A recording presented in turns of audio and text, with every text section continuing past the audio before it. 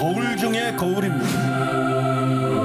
여러분들이 올바른 마음가짐으로 산상수의 말씀을 들으면 매 시간이 새로워지는 시간이 될 것입니다.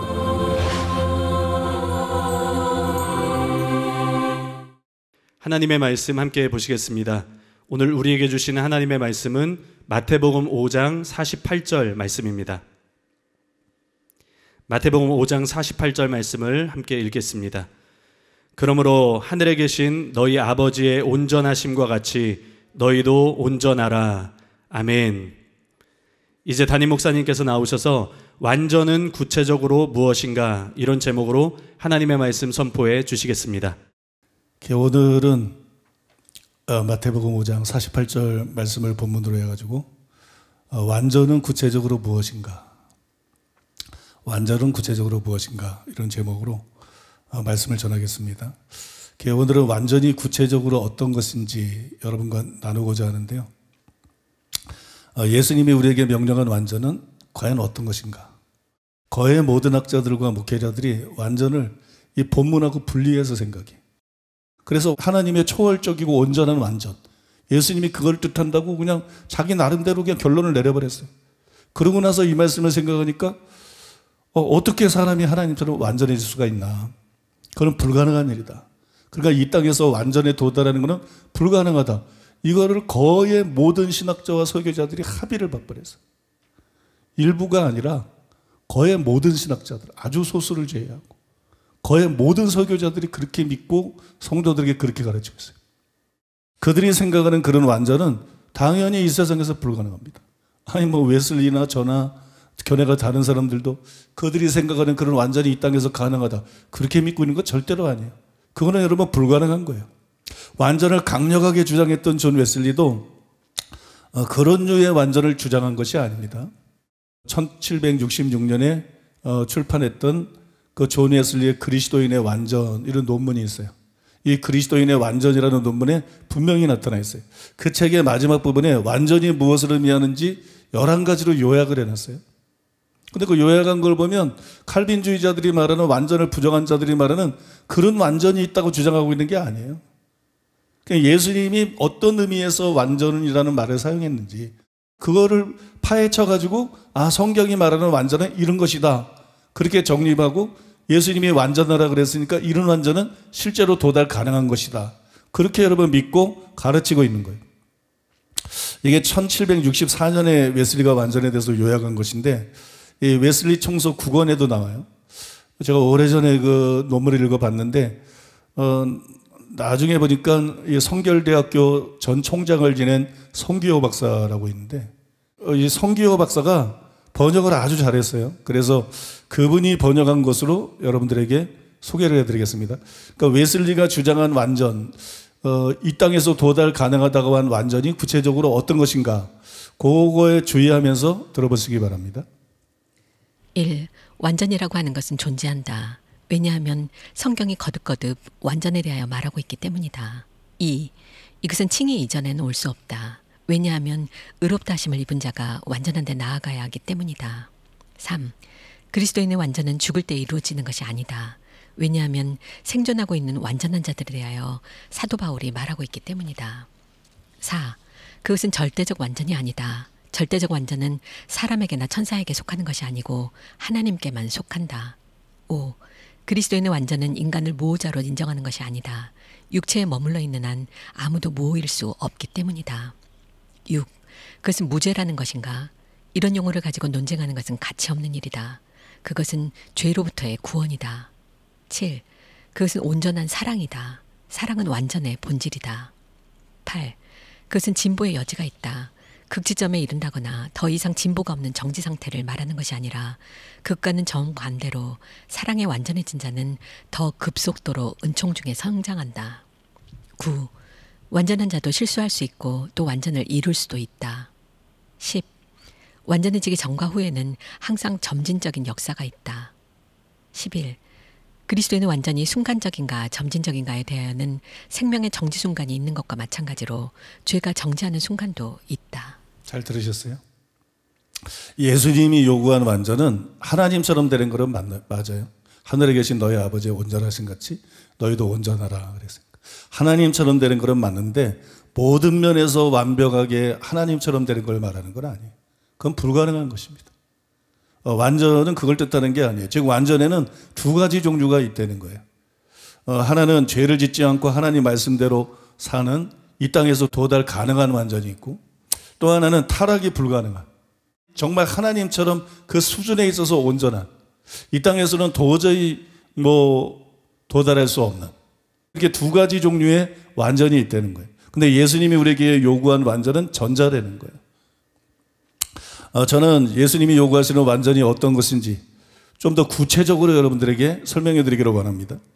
왜냐면 존 웨슬리도 완전을 주장했고 찰스 핑이도 완전을 주장했고, 마음을 다하고 목숨을 다하고 뜻을 다해서 하나님을 사랑하고 내 이웃을 내 몸과 같이 온전히 사랑하는 이게 완전이다. 이걸 위시해가지고 여러 가지로 완전에 대해서 정의를 했어요. 그래서 저도 완전에 관심이 많기 때문에 웨슬리나 피니의 책에서 완전에 관한 설교들을 벌써 몇십 년 전에 이렇게 다 읽었지만, 그래도 여러분 완전히 뭔지 정확하게 개념이 안 잡히더라고요. 그러니까 그들이 설명하는 완전히 개념은 맞는데 정말 이게 도달 가능한 거야? 완전히 이런 거라면 이게 도달 가능한 거야? 도달 불가능한 거 아니야? 이런 의문이 막 생기기도 하고.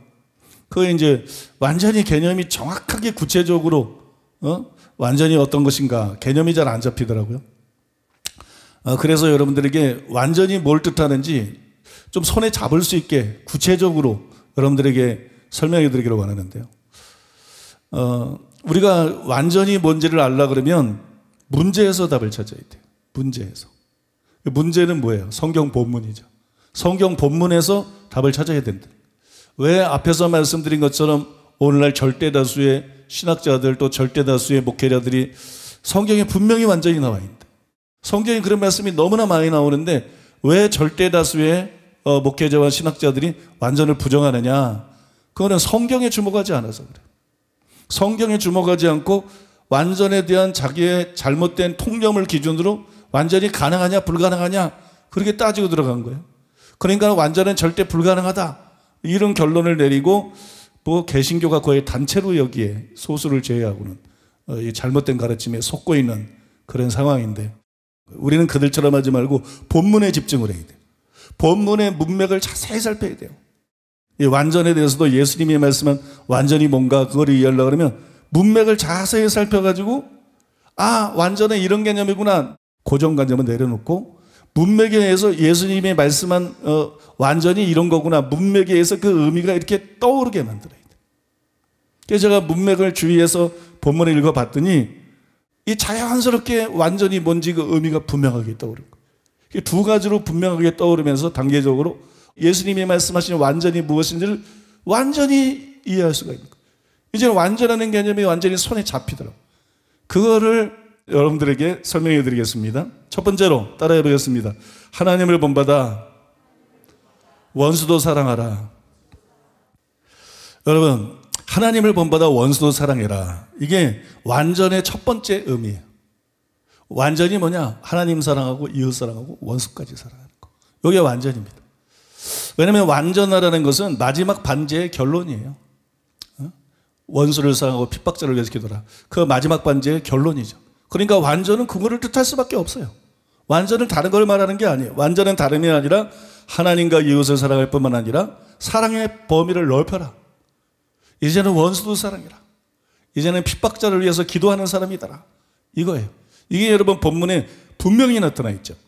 마태복음 5장 43절에서 48절 또 내 이웃을 사랑하고 내 원수를 미워라 했다는 것을 너희가 들었으나 나는 너에게 이르노니 너희 원수를 사랑하며 너희를 박해하는 자를 위해 기도하라.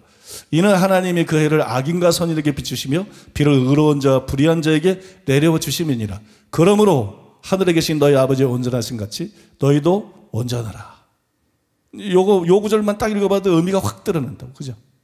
그러니까 완전은 하나님과 이웃을 사랑할 뿐만 아니라 원수와 박해자까지 사랑하는 것. 그게 완전입니다. 본래 완전이라는 게 뭔지 아세요? 본래 완전이라고 하는 것은 하나님과 이웃을 사랑하는 것. 왜 하나님과 이웃을 사랑하는 게 완전이죠? 이게 존 스토트나 피니가 주장했던 건데 맞는 말이에요. 하나님과 이웃을 사랑하는 것. 왜냐하면 예수님이 말씀했잖아요. 내 마음을 다하고 목숨을 다하고 뜻을 다하여 주 너희 하나님을 사랑하라. 내 이웃을 내 몸과 같이 사랑하라. 이것이 율법과 선지자의 강령입니다. 이것이 율법과 선지자의 강령입니다. 율법 혹은 십계명, 율법의 계명들의 핵심, 골자, 그 강령이 뭐예요? 하나님 사랑하고 이웃 사랑이라. 십계명이 1계명, 2계명, 3계명, 4계명. 이 뭐 말하는 거예요? 하나님 사랑해라. 그 얘기하는 거예요. 십계명의 5계명, 6계명, 7계명, 8계명, 9계명, 10계명. 이 뭐예요? 이웃을 사랑해라. 이 말하고 있다는 거예요. 그러니까 여러분, 십계명은 하나님에 대한 계명과 사람에게 대한 계명 두 가지로 나누어져 있는 거예요. 그게 계명의 전부예요. 그러니까 하나님을 정말 사랑하면 하나님에 대한 계명을 전부 지키게 되어 있는 것이고, 사람을 정말 사랑하면 사람에게 대한 계명을 전부 지키게 되어 있는 거고, 바꿔 말해서 하나님 계명을 다 지키게 되어 있는 거예요. 그게 완전이라는 거예요. 완전히 뭐 다른 거 아니잖아. 그게 완전이잖아. 본래 완전은 하나님을 사랑하고 이웃을 사랑하는 거예요. 믿습니까? 그러니까 나중에 말씀드리겠지만 우리는 자꾸 계명 지키는 데만 초점을 맞추면 안 돼. 우리는 단순히 계명 지키는 거, 뭐 거짓말 안 하고 화 안 내고 뭐 음란한 마음 품지 않고 이런 것만 신경 쓸 게 아니라 하나님을 사랑해야 돼. 이게 안 되면 아무것도 안 돼. 하나님을 사랑해야 돼. 이웃을 사랑해야 돼. 사랑하는 사람이 돼야 돼. 사랑이 충만한 사람이 돼야 돼. 여러분, 요한이 뭐라 했어요? 하나님을 사랑할 수는 이것이니 우리가 그의 계명들을 지키는 것이라. 그의 계명은 무거운 것이 아니로다. 얼마든지 지킬 수 있다는 얘기지. 하나님 사랑하면 무거운 것이 아니고 얼마든지 지킬 수 있다. 또 바울이 뭐라 했어요? 남을 사랑하는 자는 율법을 다 이루었느니라. 남을 사랑하면 율법 다 이룬다. 살인하지 말라든지 간음하지 말라든지 도덕질하지 말라든지 그 외에 다른 계명이 있지만 다 이걸 지킬 수 있다. 믿습니까? 남을 사랑하는 자는 율법을 다 이룬다. 그러면 여러분, 진실로 하나님 사랑과 이웃 사랑이 완전의 비결이에요. 완전해지려고 그러면 하나님을 뜨겁게 사랑해야 돼. 완전해지려면 이웃을 뜨겁게 사랑해야 돼. 사랑이 충만한 사람이 돼야 돼. 그게 완전의 비결인 줄로 믿습니다. 근데 문제가 생겼어요. 유대교의 랍비들이 두 번째 계명을 왜곡했어요. 두 번째 계명을 왜곡했는데 어이없게도 43절에 나온 것처럼 내 이웃을 사랑하고 내 원수를 미워하라 이렇게 가르쳤어요. 내 이웃은 사랑하고 내 원수를 미워하라. 그 이웃 안에 원수도 원액 다 포함되어 있는 건데 그걸 분리시켜가지고 내 이웃은 사랑하고 내 원수는 미워하라. 그러니까 이 유대교의 가르침대로 살면 완전해질 수 있어요, 없어요? 완전해질 수가 없죠. 그래서 예수님께서 이걸 바로잡으신 거예요. 나는 너에게 이르노니 너희 원수를 사랑하며 너희를 박해하는 자를 위하여 기도하라. 이렇게 바로잡으신 거예요. 그래서 우리가 예수님의 말씀을 따라서 하나님 사랑하고 이웃 사랑을 뿐만 아니라 이제 원수를 사랑하고 핍박자를 위해서 기도하게 되면 모든 계명을 다 지킬 수 있는 사람이 되겠죠. 그게 완전이 되는 거예요. 완전. 믿습니까? 본래 완전한 하나님과 이웃을 사랑하는 것인데 유대교의 랍비들이 왜곡한 거예요. 계명을. 그래서 예수님이 아니야. 이웃만 사랑해야 되는 게 아니라 원수도 사랑해야 돼. 이웃만 사랑해야 되는 게 아니라 박해자를 위해서 기도해야 돼. 자식만 위해서 기도하는 거 아니야. 박해자를 위해서 기도해야 돼. 이 예수님의 말씀을 우리가 딱 따라가면 범할 수 있는 게 하나도 없어. 다 진실로 우리가 이런 사람이 되면 말씀을 자동적으로 다 지키게 되는 거야. 믿습니까? 그리고 여러분, 그것이 바로 예수님이 요구하는 완전이라는 거예요. 그러니까 이미 말씀드린 것처럼 완전은 뭐냐? 원수까지 사랑하는 게 완전이라는 거예요. 실제로. 예수님이 말씀한 거는 원수까지 사랑하라는 거예요. 많은 학자들이 완전을 그런 의미로 이해를 합니다. 예를 들어서 더글라스 헤어는 이렇게 썼어요. 마태의 문맥으로 볼 때 온전하다는 말은 특별히 사랑과 관련해 의도적으로 쓰여진 것으로 보인다. 마태의 이해는 아마도 다음과 같아 보인다. 너는 하나님을 본받아서 내 사랑 안에서 모든 것을 포용해야 한다. 그분은 모든 것을 포용하신다. 또 스칸 맥라이트는 이렇게 썼습니다. 이 본문에서 하나님의 온전하심은 모든 사람을 향한 그분의 사랑이다. 따라서 예수님이 제자들에게 사랑 안에서 온전하라 혹은 온전하게 사랑하라고 요구할 때 그것은 유대인 동료 이웃뿐만 아니라 원수인 이웃도 사랑해야 한다는 의미이다. 예수님은 제자들에게 하나님께서 모든 사람을 사랑하시기 때문에 그들도 모든 사람을 사랑해야 한다고 요구한다. 종합하면 다음과 같이 풀어서 쓸 수 있겠다. 온전하라. 말하자면 유대인 동료 이웃과 너희 가운데 있는 로마 원수들 모두를 사랑하라. 너희 아버지는 모든 인류를 위해 해가 뜨고 비가 내리게 하신다. 마찬가지로 너희 아버지께서 사랑해서 완벽하신 것처럼 너희도 사랑해서 완벽해야 한다. 우리는 앞서 언급했던 학자들의 합의에 동의하여 이 단어 온전함의 의미가 모든 인간, 즉 유대인과 로마인을 이웃으로 사랑하는 것이라고 결론 내린다. 여러분 어떻습니까? 이거 들어보니까 이해가 되시죠? 예수님이 우리에게 요구하는 완전은 하나님을 사랑하고 이웃을 사랑할 뿐만 아니라 원수까지도 사랑해라. 그러면 너희가 모든 계명을 지키게 될 것이다. 그것이 바로 내가 너에게 요구하는 완전이다. 그러니까 완전의 개념이 바로 이것이에요. 한편 아까 잠깐 말씀을 드렸지만 이 완전이라고 하는 것은 계명을 하나하나 다 지키려고 노력하는 거로 이루어지지 않습니다. 이 말을 잘 들으셔야 되는데 그런 노력이 필요 없다는 거 아니에요. 그런 노력을 하지 말라는 것도 아니에요. 우리는 믿음으로 의롭다함 받고 믿음으로 거룩하게 됩니다. 성경에 의하면 나를 믿어 거룩해 된 무리 가운데 믿음은 세상을 이기느니라. 믿어 순종케 하나니 믿음이 없이 하나님 기쁘시게 할 수 없느니라. 여러분 우리는 믿음으로 의롭다함 받을 뿐 아니라 믿음으로 거룩해집니다. 근데 성경은 우리 보고 거룩하라고 명령하잖아. 사랑하라고 명령하잖아. 순종하라고 명령. 이 모든 게 하나가 돼야지. 그러니까 우리는 우리 힘으로 말씀대로 살 수가 없어. 말씀대로 살려고 한번 노력하고 죄와 싸우고 말씀대로 살려고 결단하고 몸부림쳐도 말씀대로 살 수가 없어. 그러니까 믿으라는 거야. 성령을 부어주시는 하나님을 믿으라는 거야. 도와주시는 하나님을 믿으라는 거야. 죄에서 자유케 하시는 하나님을 믿으라는 거야. 믿습니까? 그 믿기만 있고 가만히 있어? 그게 아니지. 성령을 주어 너희로 내 율례와 규례를 지켜 행하게 하리니 그 다음에 우리가 행해야 되는 것이지. 그 성령을 의지해서. 믿습니까? 그러니까 여러분 계명을 하나하나 다 지키려는 노력으로 완전히 이루어지지는 않아요. 그러나 그런 노력이 필요 없다 이렇게 말하는 거 아니에요. 그런 노력을 하지 말라 아니에요. 그런 노력은 필요합니다. 또 그런 노력도 해야 됩니다. 그런데 그런 노력으로 완전에 도달할 수는 없다 그런 얘기. 그런 노력으로 완전에 도달할 수는 없어요. 참으로 완전해지려면 어떻게 해야 되느냐? 계명 하나하나를 지키려고 단순히 노력하는 게 아니라 하나님과 이웃을 뜨겁게 사랑해야 된다. 하나님의 사랑을 깨닫고 하나님을 뜨겁게 사랑해야 완전해진다는 거. 하나님을 뜨겁게 사랑하고 이웃을 뜨겁게 사랑해야 완전해지는 거예요. 왜 그래야만 완전해지느냐? 아까 요한일서 5장 3절 얘기했잖아요. 하나님을 사랑하는 것은 이것이니 그의 계명을 지키는 것이라. 그것은 무거운 것이 아니로다. 그 전에 율법은 마태복음 23장에 나온 것처럼 우리가 감당할 수 없는 무거운 짐이어서 우리가 도저히 들 수 없는 우리가 도저히 감당할 수 없는 살아낼 수 없는 무거운 짐이었어요. 그런데 하나님을 정말 사랑하게 되면 율법이 더 이상 무거운 짐이 아니라는 거. 믿습니까? 그게 가벼워진다는 거예요. 하나님을 사랑하는 자에게. 하나님을 사랑하는 자는 하나님 말씀대로 사는 게 가볍다는 거예요. 하나님을 사랑하는 자는 하나님을 기쁘시게 하기를 원할 것이고 그걸 보여주는 게 하나님 말씀이기 때문에 하나님 말씀대로 사는 게 즐거움이고 그게 더 이상 무겁지 않다는 거야. 믿습니까? 하나님을 사랑해야 무거워지지 않는 거야. 하나님을 사랑하는 게 없이 살인하지 말라, 간음하지 말라, 도둑질하지 말라, 거짓말하지 말라. 이 무거워. 너무 힘들고 무거워. 정말 우리 마음속에 하나님을 사랑하게 되면 이게 가벼워져. 이게 완전히 비결이에요. 이웃 사랑도 마찬가지라는 거예요. 사도 바울이 뭐랬어요? 간음하지 말라, 살인하지 말라, 도둑질하지 말라, 탐내지 말라.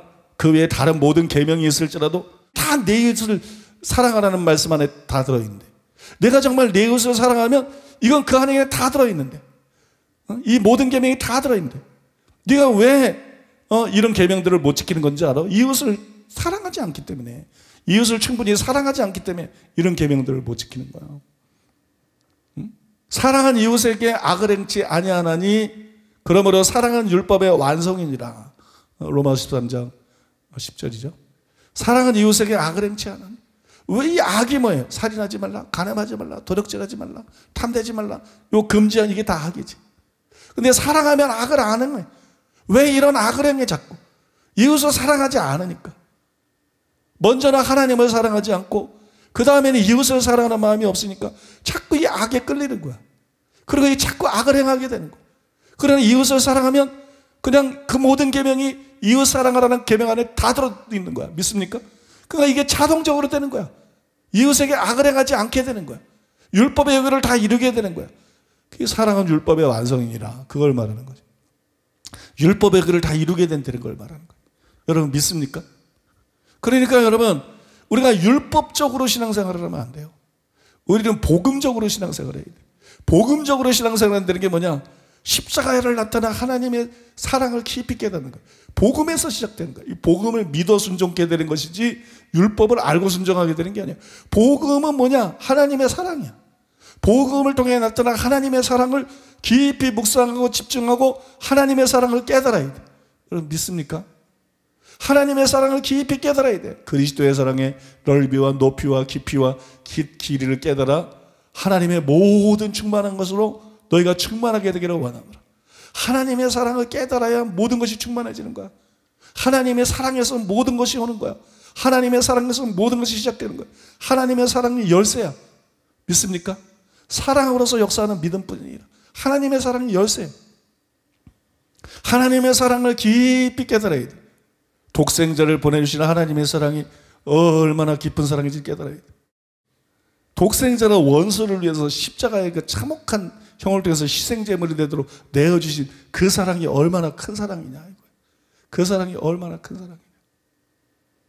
그러니까 그 십자가의 사랑을, 독생자를 보내서 십자가의 사랑을 우리가 깊이 묵상하고 깨달아야 돼. 자꾸 어떤 신비한 체험을 통해서 오는 게 아니라 이 사랑이 얼마나 위대하고 큰 사랑인지를 자꾸 묵상하고 깨닫고 되새겨야 돼. 그 다음에 하나님이 사람이 되셔가지고 인간의 모든 죄를 짊어지시고 하나님이 벌거벗기고 하나님이 채찍에 맞고 하나님이 침뱉음을 당하고 하나님이 주먹으로 맞고 하나님이 양손과 양발에 대못이 맡기는 걸 한번 생각해 보세요. 하나님의 독생자를 보내주신 거. 이게 얼마나 큰 사랑. 한번 입장을 바꾸는 거 생각해 보는 거야. 대못이 박히는 거. 이게 얼마나 큰 사랑인가. 그 사랑을 통해서 여러분 우리 속에 있는 이기심을 날려버려야 돼. 믿습니까? 우리가 하나님을 사랑한 게 아니다. 하나님이 우리를 사랑했다. 그러니까 우리가 서로 사랑할 수 있는 마땅하다. 사랑은 거기서 나오는 거야. 그러니까 여러분, 그래서 진짜 하나님을 사랑하고 이웃을 사랑하는 사람이 돼야 돼. 사랑하는 여러분, 우리는 그냥 체험으로 뭐가 해결될 거라는 이 생각을 버려야 돼. 말씀에 창념해야 돼. 십자가에 초점을 맞추고 하나님의 사랑, 예수님의 사랑에 초점을 맞출 때 진리의 영이신 성령께서 그거를 지혜와 계시를 통해서 깊이 이해하게 하심으로써, 그래서 하나님의 사랑에 감격하고 감사하고, 그래서 하나님을 사랑하게 되고, 그래서 이웃을 사랑하게 되고, 이것이 신앙생활의 정로라는 걸 알았어요. 이것이 신앙생활의 정로라. 너무나 많은 사람들이 자꾸 어떤 극적인 체험을 원한다. 근데 하나님은 그런 체험으로 우리를 바꾸는 분이 아니다. 하나님이 우리에게 주시고자 하는 체험은 그런 어떤 신적인 방문이나 신적인 계시나 이런 체험이 아니라, 하나님이 우리에게 주시기 원하는 체험은 말씀을 경험하는 체험이다. 말씀을 깊이 계시받고 이해함으로써 말씀을 경험하는 체험, 말씀을 먹는 체험, 그래서 말씀이 소화가 돼서 내 것이 되는 체험, 그것이 젖이든 단단한 식물이든 밥이든, 우리가 하나님의 말씀에 초점을 맞추고 우리가 하나님의 말씀을 깊이 묵상할 때 진리의 성령께서 지혜를 주시고 계시를 주셔서 깊이 깨닫게 하심으로써, 그래서 하나님을 알게 하시는 거구나. 그래서 하나님을 알게 해주는 것이지 그냥 성령을 주셔서 그냥 막 하나님에 대해서 막 계시해 주셔가지고 그래서 하나님을 알게 되는 게 아니구나. 여러분 이해가 되십니까? 그래서 여러분 이것도 우리가 알아야 되고, 그 다음에 정말 중요한 거는 우리가 말씀대로 살려고 애쓰는 거는 필요한 거고 해야 될 일이지만 그거를 가지고는 역부족이다. 하나님을 사랑하는 마음이 우리 속에 있어야 그게 유효한 거지. 이웃을 사랑하는 마음이 있어야 우리 속에 유효한 거지. 그래서 말씀대로 살려는 결단이나 노력보다 훨씬 중요한 게 뭐라는 거예요? 하나님을 뜨겁게 사랑하는 것이다. 하나님을 뜨겁게 사랑하는 것. 그리고 이웃을 뜨겁게 사랑하는 것이다. 믿습니까? 이게 우리의 성화를 위해서 또 완전을 위해서 가장 결정적으로 필요한 거예요. 그게 우리가 거기에 초점 맞춰야 된다는 거예요. 그래서 여러분 신앙생활 할 때 복음에 초점을 맞춰라. 체험이 아니라 복음, 체험이 아니라 말씀, 체험이 아니라 진리에 초점을 맞춰라. 신령한 체험보다 말씀을 경험하기를 원하라. 믿습니까? 말씀을 경험하는 자가 되기를 원하라. 그리고 신앙생활 하면서 사랑에 초점을 맞춰라. 마음을 다하고 목숨을 다하고 뜻을 다하여 하나님을 사랑하는 자가 되는 데 초점을 맞춰라. 그 다음에 이웃을 사랑하는 자가 되는 데 초점을 맞춰라. 원수를 사랑하는 데가 초점을 맞춰라. 그런 사람이 되게 해달라고 기도해라. 그런 애를 구해라. 그거를 초점으로 삼고 노력해라. 그래야 여러분 온전한 자가 될 수 있다는 거예요. 그래야 온전에 도달할 수가 있다는 거예요. 여러분 믿습니까? 그렇게 하는 저 여러분 되시기를 바랍니다. 두 번째로 따라해 보겠습니다. 예수님이 완전케 한 계명들을 온전히 지켜라. 하나님과 이웃을 사랑할 뿐만 아니라 원수도 사랑하는 거. 그 다음에 하나님과 이웃을 사랑하는 것이 완전에 참된 비결이다. 방금 전에 여러분들이 그걸 설명해 드렸죠. 그런데 이게 뭘 말해요? 완전은 사랑하고 깊은 관계가 있다. 완전은 사랑하고 깊은 관계가 있어요. 완전은 단순히 율법하고 계명하고 깊은 관계가 있는 것이 아니고 완전은 사랑하고 깊은 관계가 있다. 그래서 때문인지는 모르지만 웨슬리 듀웰이 아주 독특한 주장을 했어요. 그러므로 하늘에 계신 너희 아버지의 온전하심과 같이 너희도 온전하라는 그리스도의 명령은 우리를 깜짝 놀라게 한다. 그러나 이것은 사랑에 대한 설교 단락의 마지막 구절임을 주목하라. 성경에서 인간이 완전할 수 있음을 보여주는 것은 오직 사랑에 관해서 뿐이다. 예수께서는 부자 청년에게 내 이웃을 내 몸과 같이 사랑하고라고 말씀하셨다. 그리고 이렇게 덧붙이셨다. 내가 온전하고 잘진데 가서 내 소유를 팔아 가난한 자들을 주라. 그리고 와서 나를 쫓으라. 예수께서는 사랑에 완전케 되는 것에 대해 3번 말씀하셨다. 우리는 하늘나라에 가기 전까지는 결코 우리의 뜻이나 지혜나 말이나 행동에 완전해질 수 없다. 오직 하나, 완전할 수 있는 것이 있다면 그것은 사랑이다. 그러니까 하늘에 계신 너희 아버지가 지금 온전하라. 그러니까 이 명령 때문에 깜짝 놀랐다. 어떻게 그렇게 될 수 있나. 그 성경을 자세히 살펴보니까 이게 결국 원수도 사랑하라는 말 아니냐. 부자 청년한테도 내가 온전하고자 할진데 내게 있는 소유를 다 팔아 가라. 이것도 사랑 아니냐. 또 요한일서에 나오는 구절도 보니까 4장 12절이나 17절 18절에 보니까 사랑이 온전하게 한다 그러지 않았냐. 뭐 이런 말씀들을 가지고 우리는 말이나 행동에 있어서 완전해질 수 없다. 우리는 사랑에 있어서만 완전해질 수 있다. 이건 잘못된 해석입니다. 이건 바른 교회가 아닌데요. 여러분 성경이 뭐라고 말하나요? 사랑 따로 행실 따로 이렇게 말하나요? 그렇게 말하지 않습니다. 여러분 너무 많은 말씀이 있어서 다 소개할 수는 없고 예수님이 요한복음 14장 내에서 말한 것만 좀 소개해드리면서 14장 15절에서 너희가 나를 사랑하면 나의 계명을 지키리라. 불가문이에요. 사랑하면 지키는 거예요. 21절에서는 나의 계명을 가지고 지키는 자라야 나를 사랑하는 자라. 사랑 따로? 그럴 수 없어요. 행동 따로? 계명을 안 지킨다? 그럼 넌 사랑도 안 하는 사람이야. 나의 계명을 가지고 지키는 자라야 나를 사랑하는 자니. 23절 24절 사람이 나를 사랑하면 내 말을 지키리니 나를 사랑하지 않는 자는 내 말을 지키지 아니하나니. 여러분 보세요. 사랑하면 계명을 지키게 돼 있고 계명을 지키는 자라야 사랑하는 자예요. 이 둘은 서로 불가분리해요. 절대로 분리되지 않아요. 그러니까 아까 해석이 얼마나 엉터리 해석인지를 알 수가 있어요. 그죠? 다 완전히 불가능한 그런 편견에서 성경을 그렇게 왜곡하고 있는 거예요. 여러분 그러므로 완전은 단지 사랑이 아닙니다. 완전은 단순히 사랑이 아니라 행동입니다. 즉 하나님과 이웃과 원수를 사랑하고 그 사랑으로 모든 계명을 지키는 것입니다. 모든 계명을 지키는 것. 그게 여러분 예수님이 요구하신 완전이에요. 이런 완전의 특성은 본문의 문맥에 분명하게 나타나 있어요. 여러분 완전하라는 명령은 마지막 반제의 결론일 뿐만이 아니라 21절 이하 48절 전체의 결론이에요. 그 증거가 뭐냐? 여러분 계명이 뭐예요? 계명. 우리는 계명을 지켜야 되는데 계명이 뭡니까? 계명은 하나님의 성품을 명령화한 것이에요. 하나님의 성품을 명령화한 것. 계명은 하늘에서 떨어지는 게 아니에요. 계명은 하나님의 성품의 반영이에요. 믿습니까? 계명이 말하는 것은 간단합니다. 하나님을 닮으려는 거예요. 하나님을 본받으려는 거예요. 하나님처럼 되려는 거예요. 믿습니까? 이게 계명이란 말이에요. 이게 계명인데 48절에서 예수님이 뭐랬어요? 하늘에 계신 너희 아버지의 온전하신 같이 너희도 온전하라. 하나님 닮으려는 거예요. 원수 사랑만 하나님 닮는 게 아니라는 거예요. 살인하지 말라는 계명도 하나님 닮으려는 거고 간하지 말라는 것도 하나님 닮은 거고 맹세도 이혼도 그죠? 동해복수법도 다 하나님 닮으려는 거예요. 그러니까 여러분 48절은 단순히 마지막 반제의 결론이 아니라는 거예요. 마지막 반제의 결론이 아니라 21절에 48절에 나오는 6가지 반제 전체의 결론이라는 것이. 믿습니까? 이거는 수많은 학자들이 동의하고 있는 자명한 사실입니다. 뭐 그랜트 오스본, 데이비드 터너, 마이클 윌킨스, 도널드 해그너, 뭐 그런 책에도 이와 동일한 해석들이 나옵니다. 그러면 여러분, 완전이라고 하는 것은 단순히 원수를 사랑하는 게 아니에요. 예수님이 6가지 계명을 통해서 설명해 주신 그 말씀대로 사는 거예요. 그 말씀대로 사는 거. 그게 여러분 완전입니다. 또 완전히 그런 것이라는 것은 뭐가 보여주냐면은 예수님이 율법을 지키는 것에 대해서 이렇게 말씀하잖아요. 내가 율법이나 선지자나 폐하러 온 줄로 생각지 말라. 폐하러 온 것이 아니요 완전하게 하려 함이로다. 17절에서 말씀했죠.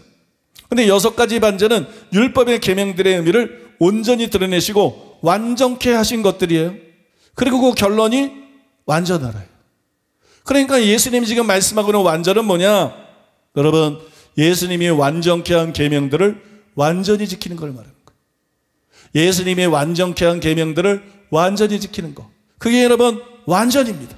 근데 여러분들이 여기서 오해하시면 안 되는 게요, 이게 완전이라고 하는 것은 21절에서 48절에서 설명한 6가지 계명들만 지키는 걸 말하는 게 아니에요. 문맥에 의하면 이 6가지 계명들에 대한 게 맞죠. 이 6가지 계명들은 게 맞지만 완전이라는 것은 6가지 계명만 지키는 것이 아니에요. 예수님은 율법을 폐하러 오지 않고 완전케 하러 오셨다고 했어요. 근데 왜 21절이나 48절에서 율법을 완전케 했으면 적어도 뭐 율법의 계명이 많으니까 다 다루기는 힘들어도 적어도 10계명을 1계명, 2계명, 3계명, 4계명, 10계명까지 이건 이런 뜻이야. 이게 이 말씀의 완전한 뜻이야. 그렇게 했어야 되지 않나요? 근데 예수님께서는 어떻게 보면 무작위로 6가지를 많은 계명 중에서 고른 것 같아요. 그 다음에 그 온전한 의미가 뭔지를 드러내셨어요. 이게 왜 그런가? 예수님께서 당시 유대인들이 오해하고 있던 구절들을 선택한 거예요. 오해 안 하는 구절을 뭐 하려고 또 해석을 해줘. 안 해도 다 잘 알고 있는데. 사람들이 가장 오해하고 쉬운 구절들, 그래서 사람들이 잘못 알고 곡해하고 있는 그런 구절, 그런 계명 6가지를 선택한 거예요. 그러니까 이 6가지만 설명해주면 나머지는 다 제대로 이해하고 지키겠지. 그러면서 6가지를 설명해 준 거란 말이에요. 그러니까 문맥적으로 48절이 6가지 반제의 결론이라 그래서 원수를 사랑하는 게 완전이고 더 넓은 게 보면 완전은 6가지 반제에 나타난 그 계명들을 예수님이 해석해 준 대로 지키는 게 완전이다. 단순히 여기서 머무르면 그거는 본문을 오해한 것이거든요. 여러분, 예수님이 설명해 준 계명뿐만 아니라 예수님이 설명 안 해준 계명들도, 물론 음식에 대한 규례나 제사법이나 절기나 이거는 다 모형이고 그림자고 예수님을 통해서 완성됐으니까 지킬 필요가 없지만 10계명 같은 그런 계명들은 우리가 전부 지켜야 되는 거예요. 그게 완전입니다. 믿습니까? 그게 예수님이 우리들에게 명령하고 있는 완전이에요. 여러분, 이제 예수님이 명령하신 완전이 무엇인지 확실하게 이해가 되셨을 줄 믿습니다. 예수님이 명령한 완전은 뭐냐? 하나님과 이웃을 사랑할 뿐만 아니라 원수도 사랑해라, 이것이. 그 다음에 6가지 반제를 다 지킬 뿐만 아니라 하나님 말씀을 모두 철두철미하게 지켜라. 믿습니까? 그 비결은 마음을 다하고 목숨을 다하고 뜻을 다하여 하나님을 사랑하는 거예요. 이웃을 자기 몸처럼 사랑하는 거예요. 그러면 이게 무거운 게 아니에요. 어떻게 다 지켜, 너무 힘들어, 이런 말 안 나와요. 이게 무거운 게 아니에요. 이게 불가능한 게 아니에요. 믿습니까? 이제 마지막으로 여러분, 우리는 예수님이 요구하시는 완전이 율법주의가 요구하는 완전과 다르다는 것을 알아야 돼요. 갈라디아서 3장 10절에 보면 무릇 율법 행위에 속한 자들은 저주 아래에 있나니 기록된 바 누구든지 율법책에 기록된 대로 모르는 일을 항상 행하지 아니한 자는 저주 아래에 있는 자라 하였음이니라. 율법 행위로 의롭다함을 받을 수 없는 이유예요. 여러분, 율법주의가 요구하는 완전은 율법책에 기록된 대로 모든 일을 항상 행해야 돼요. 모든 거를 항상 행해야 돼. 자, 이 보세요. 모든 거를 항상 행하는 거. 율법주의가 요구하는 완전은 모든 거를 항상 행하는 거. 복음이 요구하는, 예수님이 요구하는 완전은 모든 것을 행하는 거야. 근데 항상 행하는 건 아니에요. 이것도 오해하면 안 돼. 항상 행하지 말라는 게 아니에요.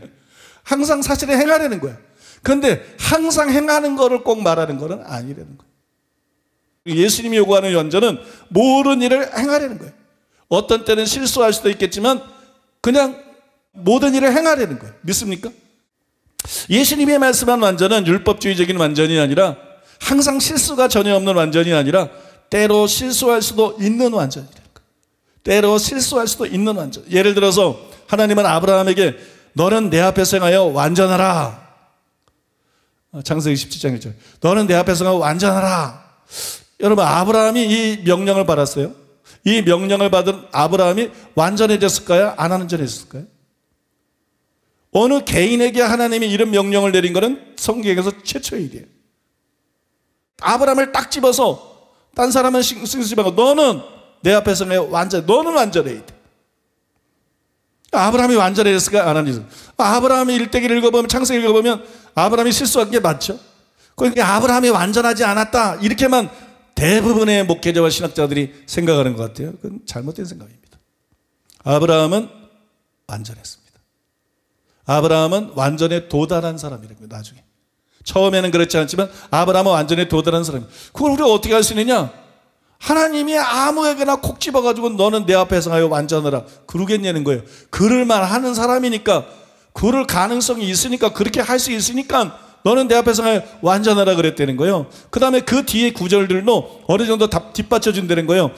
창세기 17장 1절에서 완전하라 그랬는데 2절이야 9절에 보니까는 내가 내 언약을 나와 너 사이에 두어, 그 다음에 보라 내 언약이 너와 함께 있으니 내가 내 언약을 나와 너 및 내 대대 후손 사이에 세워서, 하나님이 또 아브라함에게 이르시되 그런즉 너는 내 언약을 지키고 내 후손도 대대로 지키라, 이렇게 나와 있어요.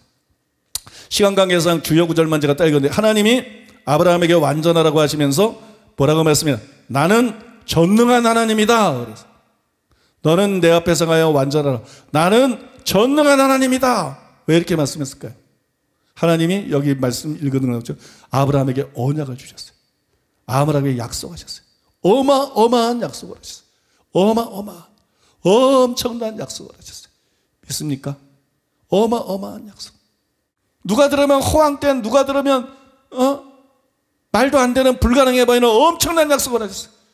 그 하나님이 말씀하는 거예요. 나는 전능한 하나님이다. 무슨 얘기예요?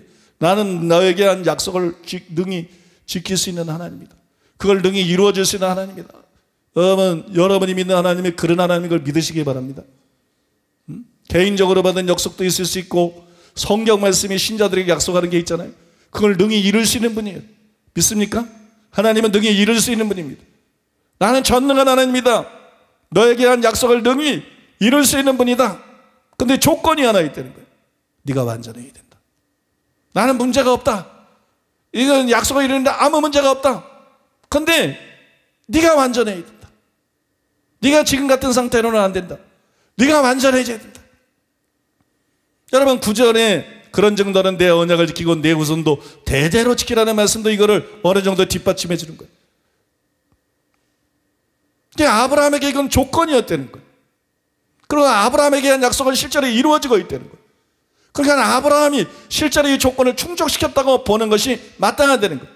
사람들이 생각하는 것은 그냥 인간적인 관점에서 성경을 잘못 보고 있다는 거예요. 아브라함은 실제로 나중에 완전에 도달한 사람이었다는 거예요. 창세기 21장에 보면 아브라함은 하나님의 명령에 의하면 독자 이삭도 바칩니다. 그 정도로 하나님을 경외합니다. 내가 진실로 나를 경외하는 줄 알았다. 하나님을 경외하면 악을 떠나게 돼 있어요. 욥도 하나님을 경외해서 악을 떠났어요. 그런데 아브라함은 진실로 하나님을 경외하는 자였어요. 이 사람이 모든 악에서 떠나지 않았겠는가? 모든 악에서 분명히 떠났다는 것이 믿습니까? 여러분, 자식을 바칠 정도로 하나님을 경외합니다. 독자도 바친 그가 하나님의 무슨 명령에 불순종하겠어요? 무슨 명령에 그가 의도적으로 불순종하겠습니까? 다음 구절도 그 맥이 같습니다. 로마서 8장 32절 자기 아들을 아끼지 아니하시고 우리 모든 사람을 위해 내주시니가 어찌 그 아들과 함께 모든 것을 우리에게 주시지 아니하겠느냐. 독자 이삭을 드릴 정도로 하나님 말씀에 순종한 아브라함이 하나님의 어떤 명령에 순종하지 않겠는가? 믿습니까? 그러므로 여러분, 실제로 아브라함은 완전에 도달했다고 보아야 됩니다. 또 여러분, 성경에 보면 아브라함은 롯에게 먼저 선택권을 주고 좋은 땅을 양보할 정도로 이웃을 사랑했습니다. 포로로 잡혀간 롯을 구출하기 위해서 목숨을 걸었습니다. 완전한 마음을 다하고 목숨을 다하고 뜻을 다해서 하나님을 사랑하고 이웃을 내 몸처럼 사랑하는 것입니다. 그러면 아브라함은 실제로 완전에 도달했다고 보아야 됩니다. 물론 해결해야 될 문제가 있어요. 창세기 17장 17절에 보면 아브라함이 하나님의 약속을 의심했어요. 근데 17장 1절에서 완전하라 그랬으니까 거리가 가까우니까 이때는 아직 완전히 도달하기 전일 수도 있겠죠. 아니면 그런 것은 완전과 무관한 걸 수도 있습니다. 완전히 요구하는 게 아닐 수도 있습니다. 완전히 요구하는 것은 하나님을 사랑하고 이웃을 사랑하라는 것인데 이런 믿음은 별개의 것일 수도 있습니다.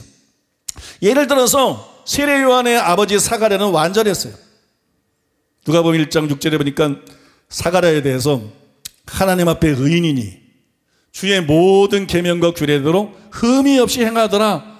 사가랴는 완전한 사람이었어요. 근데 세례 요한의 탄생을 가브리엘이 알릴 때 그거를 믿지 못해서 벙어리가 되었습니다. 이거는 이의 완전한 삶과 다른 것이었어요. 마찬가지로 아브라함이 그 약속을 온전히 믿지 못하고 의심한 것은 여러분 그가 하나님 말씀대로 완전하게 사는 것하고는 다른 영역의 문제일 수도 있다는 것이, 그것이 꼭 아브라함이 완전하지 않았다는 결정적인 증거가 아닐 수도 있다는 얘기를 드리고 있는 거예요. 뿐만 아니라 창세기 20장 9절에서 아브라함은 안전을 위해서 사라를 여동생으로 속입니다. 사라를 여동생으로 속였어요. 하나님의 완전하라고 하신 뒤에 이번에는 상당한 세월이 흘렀어요. 20장이니까 상당한 세월이 흘렀는데 이런 잘못을 저질렀어요. 그러나 그렇더라도 아브라함이 완전하지 않았다고만 볼 수가 없어요. 왜냐하면 그의 거짓말은 남을 속이거나 남을 해하기 위해서 한 거짓말이 아니라 자기의 생명을 보존하기 위해서 한 것입니다. 어떤 의미에서 십보라하고 부하인가요? 애굽의 산파들이 아이들의 생명을 구하기 위해서 거짓말한 거하고 어느 정도 이렇게 통하는 그런 내용이라는 거예요. 그러니까 이게 무슨 굉장히 질이 나쁘고 막 굉장히 하나님의 계명을 어기는 그런 악과하고는 좀 차이가 있다는 얘기를 드리는 거예요.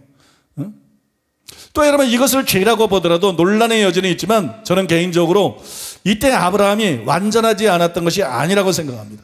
완전했으나 예외적으로 실수한 거라고 생각합니다. 완전한 삶을 살다가 예외적으로 실수한 것이다. 아니면 그때 실수해서 완전한 상태를 지키지 못했으나 다시 완전으로 돌아간 것일 수도 있습니다. 아무튼 중요한 것은 이 두 가지 외에 그 아브라함이 죽을 때까지 잘못을 기록한 것이 전혀 나오지 않아요. 그러면 여러분 아브라함은 적어도 후에는 실제로 완전에 도달했다고 보아야 됩니다. 저는 여러분 예수님이 명령한 완전히 이 율법주의가 요구하는 완전처럼 항상 모든 계명을 다 지켜야만 되는 것은 아니라고 생각합니다. 하나님이 중심 보는 분 아닙니까? 그가 정말로 마음을 다하고 목숨을 다하고 뜻을 다해서 하나님을 사랑합니다. 정말로 이웃을 내 몸처럼 사랑합니다. 정말로 원수와 핍박자에도 사랑합니다. 그런 마음으로 사랑합니다. 그 마음에 전혀 변동이 없어요. 실제로 그 마음에 변함이 없습니다. 그런 마음을 가지고 살아가는 한 때로는 아주 예외적으로 실수를 하더라도 하나님 볼 때에는 그 사람이 완전하게 보인다고 믿습니다. 믿습니까? 하나님은 그 사람을 완전하게 보신다고 믿습니다. 어떤 사람들은 에이 그런 게 어디 있습니까? 그럴지도 몰라요. 그런 게 성경에 있습니다. 그런 게 어디 있냐면 그런 게 성경에 있는데 노아는 의인이요 당대 완전한 자라. 여러분 이 경우에는 완전하다는 명령을 받은 게 아니라 완전한 자라고 인정을 했어요. 그런데 훗날 벌거벗고 술에 취해서 잠이 들었습니다. 그러면 술에 취했으니까 그 어른은 더 이상 완전한 자가 아니냐? 성경에 의하면 그렇지 않은 것 같아요. 노아가 완전한 자라는 평가는 여전히 유효합니다. 왜냐하면 노아의 일대기는 단지 시간순으로 쓴 게 아니에요. 만약에 노아가 정기연구적으로 썼다 그러면 이때는 완전했는데 이때까지는 완전했는데 그 후는 잘못한 게 돼버리죠. 그런데 그런 것이 아니고 여러분 그가 죽고 난 다음에 모세가 계시를 받아서 쓴 거예요. 요한은 의인이요 당대의 완전한 자다. 이거는 그 사람 전체에 대한 그냥 평가할 수 있다는 종합적인 평가할 수 있다는 것이에요. 믿습니까? 그러니까 노아가 술 취했으니까 완전한 자가 아니다. 그렇게 봐서는 안 되는 것이. 다음 성경 구절도 이것을 뒷받침해 줍니다. 에스겔 14장 14절 비록 노아, 다니엘, 욥 이 세 사람이 거기에 있을지라도 그들은 자기의 공의로 자기의 생명만 건지리라. 나 주 여호와의 말이니라. 에스겔 14장 20절. 비록 노아, 다니엘, 욥이 거기에 있을지라도 나의 삶을 두고 맹세하노니 그들도 자녀는 건지지 못하고 자기의 공의로 자기의 생명만 건지리라. 주 여호와의 말씀이니라. 여러분, 이거는 노아가 죽은 지 더 오랜 후에 그에 대해서 쓴 거예요. 그죠? 모세가 쓴 것도 아니고 에스겔이 쓴 거니까 더 오랜 후에 쓴 것인데, 그런데 가장 흠이 없고 완전했던 다니엘, 욥과 함께 구약의 3대 의인으로 노아를 꼽았어요. 여러분, 이것은 완전한 중에서도 완전한 자를 꼽은 거예요. 근데 노아가 첫 번째 들어가 있어요. 그러면 다니엘이 욥 앞에 들어가 있는 걸 볼 때 이게 시간 순으로 기록한 게 아니야. 왜냐하면 욥이 앞세대 인물이고 다니엘이 후세대 인물이니까. 욥은 아브라함과 같은 세대 인물로 보통 보고 있으니까. 그러니까 여러분, 이게 시간 순으로 기록된 게 아니에요. 근데 최고의 의인들을 얘기하면서 노아를 제일 앞에 놓았어요. 노아를 제일 앞에 놓았어요. 노아가 여러분 술에 취했기 때문에 완전하지 않은 것이라 그러면 이럴 리가 없죠. 그러니까 그가 술에 취해서 실수를 했다고 하지만 하나님은 그를 여전히 완전한 자로 평가하셨다는 것을 알 수가 있어요. 그가 하나님을 사랑하는 데서 마음이 떠난 것도 아니고, 이웃을 사랑하는 데서 마음이 떠난 것도 아니고, 원수까지 사랑하는 마음이 떠난 것도 아니고, 이거는 그냥 해프닝이고 이거는 그냥 작은 실수들입니다. 그래서 하나님은 여전히 그를 완전한 자로 평가하셨음을 알 수가 있다는 거예요.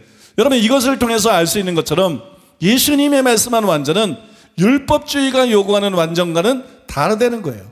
저는 이런 완전을 복음적인 완전이라고 부르고 싶어요. 복음적인 완전. 그 특성을 여러분들에게 좀 더 설명해 드리면요, 요한일서 3장 9절에 보니까 하나님께서 난 자마다 죄를 짓지 아니하나니 이는 하나님의 씨가 그의 속에 거하며 그도 범죄하지 못하는 것은 하나님께로서 났습니다. 5장 18절에 보니까 하나님께로서 난 자는 다 범죄하지 아니하는 줄을 우리가 아노라. 이 말씀에 보니까 거듭난 자는 도무지 죄를 짓지 않는다, 그런 뜻이 아니죠. 죄를 회개하고 버려서 습관적인 죄가 없는 상태를 이렇게 표현을 했어요. 근데 죄를 짓지 않는다 이렇게 표현했어요. 저는 완전히 바로 이와 유사한 표현이라고 생각합니다. 이와 유사한 표현. 물론 여러분, 완전은 습관적인 죄가 없는 것하고는 달라요. 구원받은 신자들은 일반적으로 죄와 싸우는 삶을 살아갑니다. 죄와 치열하게 싸우고 하나님 말씀대로 살다가 주기적으로 혹은 때로 넘어지기도 합니다. 그러나 완전에 도달한 자들은 죄와 치열하게 싸우는 수준을 넘어서서 죄에서 완전한 자유를 경험합니다. 그러나 하나님의 말씀대로만 살아갑니다. 그런 시간들이 계속이 되고, 그래서 그에게 일상적인 것이 되어버려요. 그에게 일상이 되어버려요.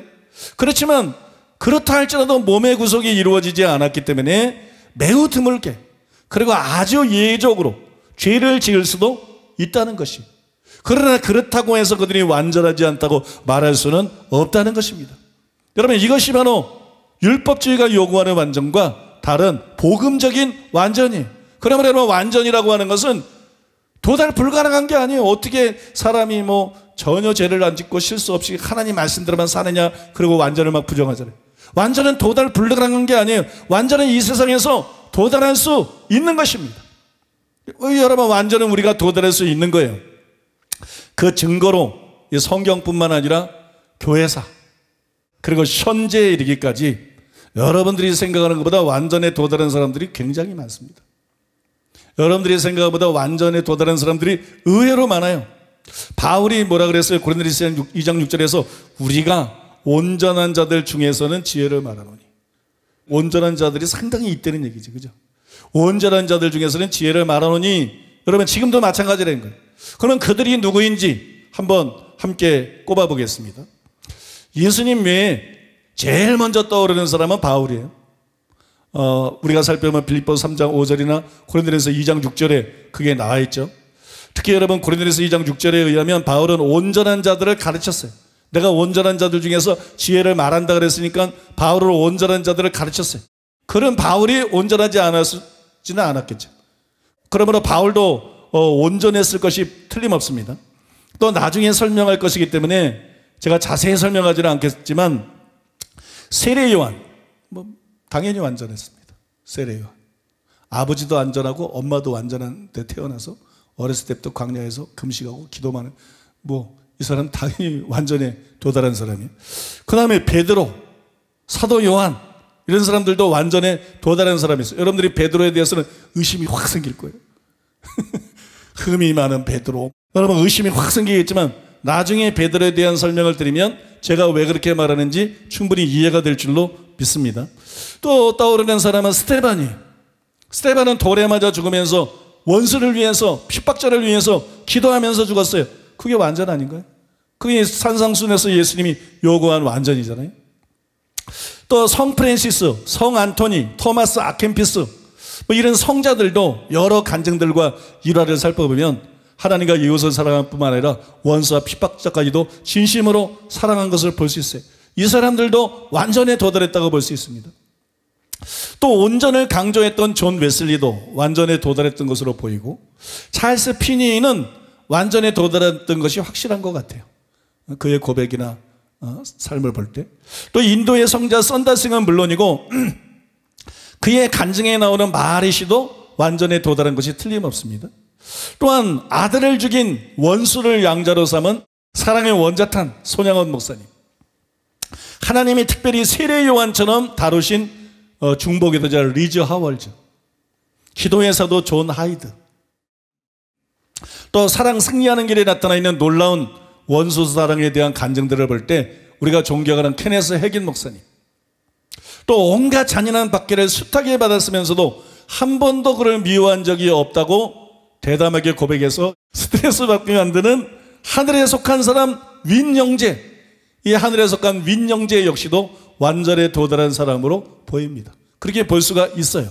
그리고 또 한 사람, 한국에도 하늘에 속한 사람이 있어요. 한국에도 하늘에 속한 사람이 있는데 김옥경 목사님이죠. 제가 아는 김옥경 목사님은 하나님을 깊이 사랑하는 사람이고, 이웃을 진정으로 사랑하는 사람이고, 원수와 악인까지도 적대감을 갖지 않고 불쌍히 여기고 사랑하며 기꺼이 위해서 기도하는 사람입니다. 그래서 본인은 아니라고 손사래를 치겠지만, 여러분 저는 김옥경 목사님도 완전에 도달한 사람 중에 하나라고 생각을 해요.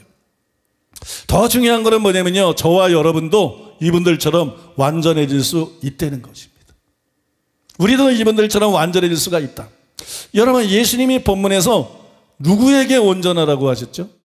구약에서 하나님은 아브라함에게 나타나서 완전하다는데 예수님이 누구에게 완전하라고 했어요? 베드로, 요한, 야고보 이런 사도들 뿐만 아니라 거기에 모인 믿고 따르는 모든 제자들에게 완전하라고.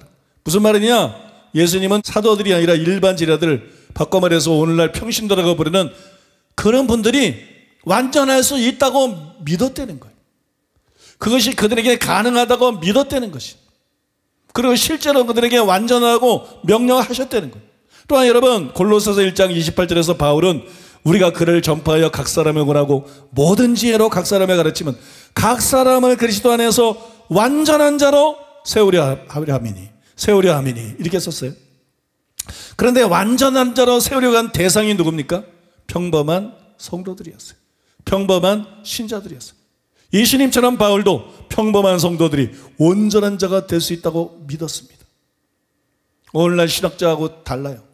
오늘날 설교자들하고 달라요. 예수님은 누가 완전할 수 있을까 아니고, 여러분, 일반 성도들이 완전할 수 있다고 믿었어요. 그걸 기대하셨어요. 사도 바울도 일반 성도들이 완전할 수 있다고 믿었어요. 그래서 그걸 사역의 목표로 삼았어요. 설교하고 권면할 때 그걸 목표로 삼았어요. 그걸 목표로 삼고 사역했어요. 그러므로 여러분, 누가 뭐래도 저와 여러분도 완전해질 수 있는 줄로 믿습니다. 여러분도 완전해질 수 있다는 것을 믿으시기 바랍니다. 믿습니까? 완전해질 수 있다는 것을 믿으십시오. 그리고 완전을 실제적인 삶의 목표로 삼으십시오. 그리고 그 목표를 향해서 부단히 달려가십시오. 하나님은 아브라함뿐만이 아니라, 하나님은 저뿐만이 아니라, 하나님은 여러분 개개인들에 대해서 놀라운 계획들을 갖고 있어요. 아름다운, 개인마다 독특한, 여러분을 위한 완벽한 하나님이 계획들을 갖고 있어요. 하나님은 믿음으로 사는 사람 각 사람에게 많은 것들을 약속하고 있습니다. 하나님은 그걸 능히 이룰 수 있습니다. 하나님은 여러분의 운명을 바꿀 수 있습니다. 여러분의 환경을 바꿀 수 있습니다. 하나님은 여러분의 미래를 바꿀 수 있습니다. 하나님은 이 땅에서 여러분들을 놀랍고 위대하게 쓸 수 있습니다. 조건이 있어요. 너는 내 앞에 서가요 완전하라. 믿습니까? 너는 내 앞에 성하여 완전. 나는 다 할 수 있다.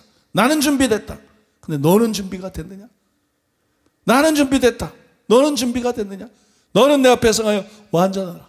그러면 너를 향해서 갖고 있는 나의 놀랍고 아름다운 계획들을 내가 완전히 성취시켜 줄 것이다. 나는 너에게 복을 주고 나는 너를 창대케 하고 나는 너를 부여하게 할 뿐만 아니라 나는 너를 통해서 수많은 사람들이 복을 받게 할 것이다. 나는 아브라함을 복의 근원으로 삼았던 것을 나는 너를 이 시대를 위한 복의 근원으로 삼을 것이다. 나는 너를 이 시대를 위한 열국을 위한 복의 근원으로 삼을 것이다. 저는 사랑하는 교회의 부르심이 그거라고 믿습니다. 제가 헌금 축복 기도를 할 때마다 그 기도를 하는 이유가 그것입니다. 하나님은 저와 우리 교회를 단순히 여러분 우리 교회에 다니는 성도들을 위해서 부르지 않았습니다. 하나님은 단순히 이 도시나 이 나라의 사람들을 위해서 부르지 않았습니다. 하나님께서는 저와 여러분 우리 사랑하는 교회를 열방을 위해서 부르셨습니다. 열방을 위한 복의 근원으로 부르셨습니다.